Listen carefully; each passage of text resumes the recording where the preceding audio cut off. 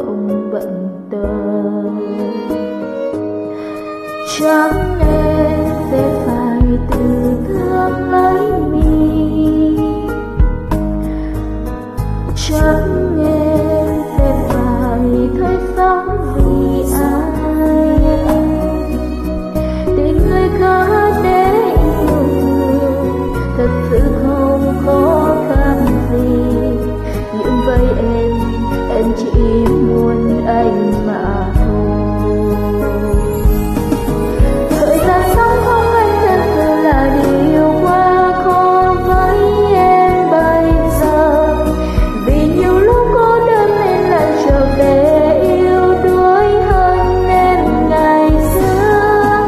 Mạnh mẽ cũng không cho em được nụ cười tươi đã mất đi lâu rồi, và sau những yêu thương chỉ là người lạ những tổn thương em sẽ mãi không thể quên.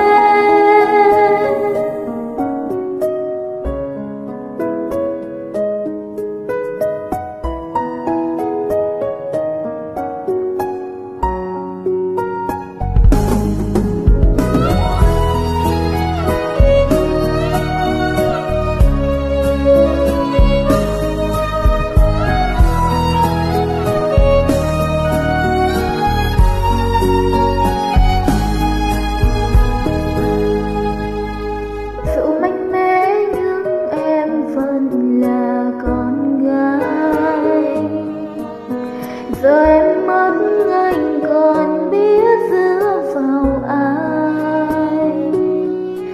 Thời gian sống ở bên nhau em vẫn luôn giữ thiệt thòi, nhưng chắc anh không thấy không bận tâm.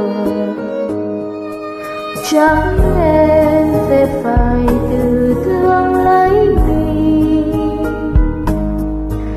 chẳng em